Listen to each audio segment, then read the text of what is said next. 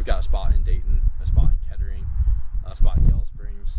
We've got a spot just north of Cincinnati at a fella who works here at his parents' place.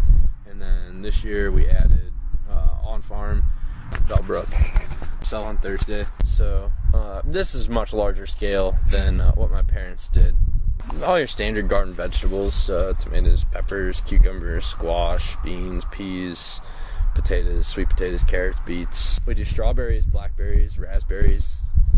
We'd like to get into blueberries and grapes. For season extension in early spring, late fall, winter, it's mostly just greens.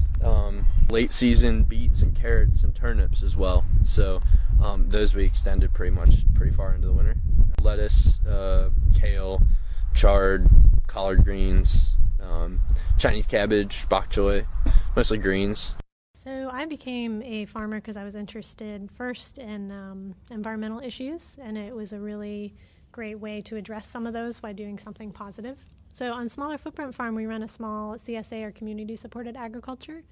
So that means that people come and they get a basket of fresh food every week from us. So that means we have a huge diversity of things because we want to provide something different every week. So we grow anything from, heirloom tomatoes to different kinds of beans and radishes, greens, salads, salad greens. If you're going to produce in a hoop house in cold weather, the plants aren't going to grow very fast at all. So not only is it colder, which retards growth, but the day length is shorter. And so that also means the plants aren't really growing. So sometimes when I talk about growing through the winter, it's really more like just having plants that don't die. So you want really cold hardy stuff to grow in the hoop house, and there's a lot of different varieties of things that you can get that are great for cold hardiness. Collards are one of them. They can sometimes survive an Ohio winter without any cover. Swiss chard, kale, and then a bunch of your salad greens. There's a bunch of really cold hardy salad greens that you can do. A Smaller Footprint, we've probably had our hoop house up there for about 5 years, maybe 6. So on Smaller Footprint Farm, we have what you call a rocket stove, which is a small, really high efficient stove. Basically the idea is that it burns just sticks and then it vents horizontally under the ground. So the actual exhaust pipe runs under the ground, which is under the beds of the greenhouse, and then vents on the other side of the greenhouse or hoop house. And that keeps the ground really warm. So you would run the rocket stove during times when the temperature dips down pretty low, and it just provides an extra layer of heat for those crops. I also use row cover, which is like a thin cloth that can cover plants and will provide about 5 degrees of temperature warming. So one of the challenges to season extension is that's really cold to work outside in that season. So, as opposed to in the summer when the weather's a lot more pleasant. So often if you do season extension, your hands are cold and wet for a large amount of time while you're harvesting and preparing the harvest, which is a little unpleasant. So there's that aspect that's a challenge. It's also a challenge to work an entire year long when you're a farmer because you work more than 40 hours a week as a farmer. So that means that in the winter is really tends to be a farmer's time of rest or time to catch up on other things like paperwork and spending. Yeah, so the hoop house depends on what season you want to harvest the crop in. So if you want winter harvest, you plant in the fall. And if you want spring harvest, you plant in the winter. Okay. So you kind of plant a season ahead of time, an early season ahead of time, so maybe, 3 or 4 months. Have to buy it, and then we also have access to the best kind of greens you can get in the winter. On the Antioch farm, growing greens in the winter is really different from your own farm because you're providing greens directly to students who see the farm and can experience the farm. And then there's also classes that go on in the wintertime that tie to growing, and so it's really great to have something growing on the farm in the winter. The feedback I've gotten from the food that we bring in from the farm has been really great.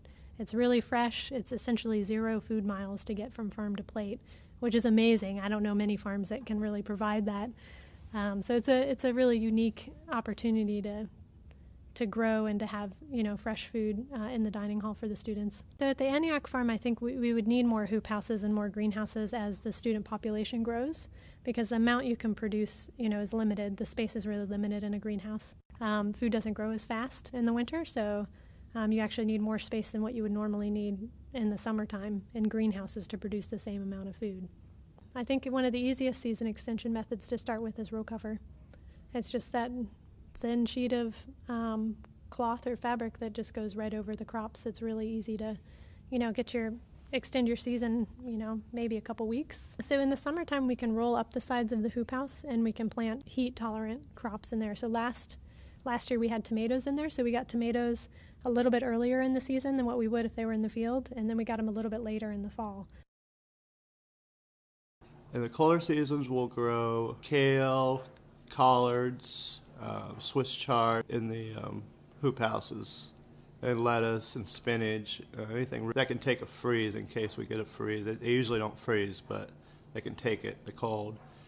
And arugula, so mostly greens. We'll grow some beets, and then we'll get an early start on the summer crops by planting them in the hoop houses in the spring. So we'll plant tomatoes in the hoop houses pretty soon to get early crops, because people always want early crops. Yeah, we have used, we're not, this year, we've used row fabric, which is just, you just drape that over top of your crops, and you can, that works pretty well. We have a glass house too.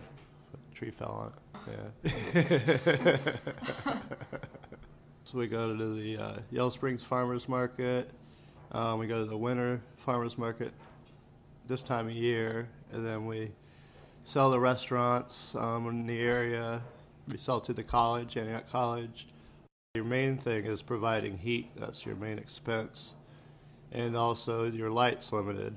So if you wanted to really boost production, you'd have to put a lot of heat in there, and then you'd have to get a lot of lights. We use a wood. We have a wood-fired boiler that uses hot water. It's outdoors, and it pipes hot water into the house and into the greenhouses. There's a rush at the market when we bring our greens in, and they're gone 15 minutes, and so it's people definitely want fresh greens this time of year for sure.